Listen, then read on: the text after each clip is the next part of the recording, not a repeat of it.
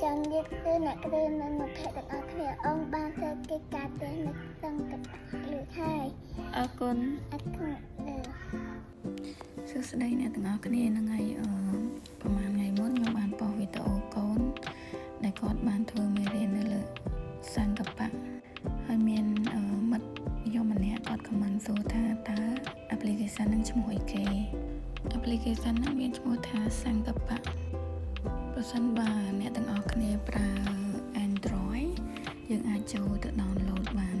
តាមរយៈ Play Store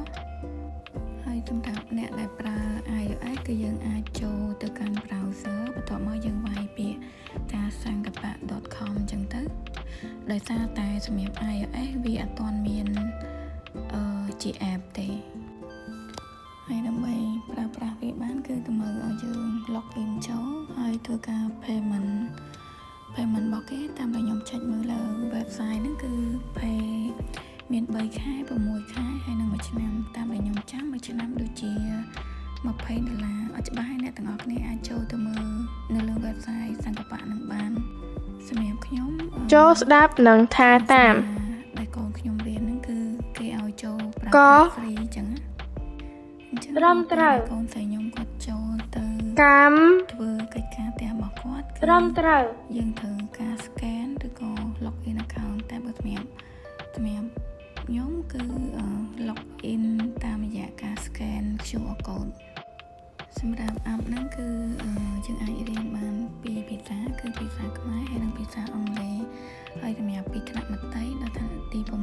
6សម្រាប់មេរៀនថ្នាក់ទី1ដែលខ្ញុំបានជួយធ្វើកូនក្នុងរយៈពេលប្រហែលថ្ងៃហ្នឹងមានដូចជាការស្ដាប់និងសរសេរតាមការស្ដាប់និងជ្រើសរើសសារៈនិស្ស័យឬក៏បញ្ចូលជំនះឬក៏រៀបលំដាប់សារៈនិស្ស័យសារៈខុសគេឬក៏ការសរសេរហើយនឹងមានធ្វើតេស្តអីជាដើមនឹងហើយនេះគ្រាន់តែជាការរៀបរាប់ត្រួសអំពីសង្កបៈហ្នឹងណាអញ្ចឹងបើសិនជាអ្នកទាំងអស់គ្នាចង់ដឹងព័ត៌មានបន្ថែមអាចចូលទៅមើលលើ website សង្កបៈនឹងបានសម្រាប់ខ្ញុំនៅពេលដែលកូនស្រីរបស់ខ្ញុំគាត់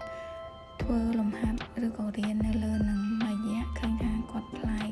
គាត់រៀងចេះច្រើនជាងមុនបន្តិចដោយសារតែអាការរៀននៅលើ app ហ្នឹងដូចជាការកំសាន្តរបស់គាត់អញ្ចឹងនៅពេលដែលគាត់ធ្វើត្រូវនៅលើ app ហ្នឹងវាបញ្ចេញជាសលេងសាទរផ្ទះដៃអញ្ចឹងហើយយើងជាណាព្យាបាលដែលបរៀនកូនហ្នឹងគឺយើងជួយជំរុញគាត់បន្ថែមហើយត្រេកអរជាមួយគាត់អញ្ចឹងឃើញថាវាដូចរៀងប្រសើរជាងមុន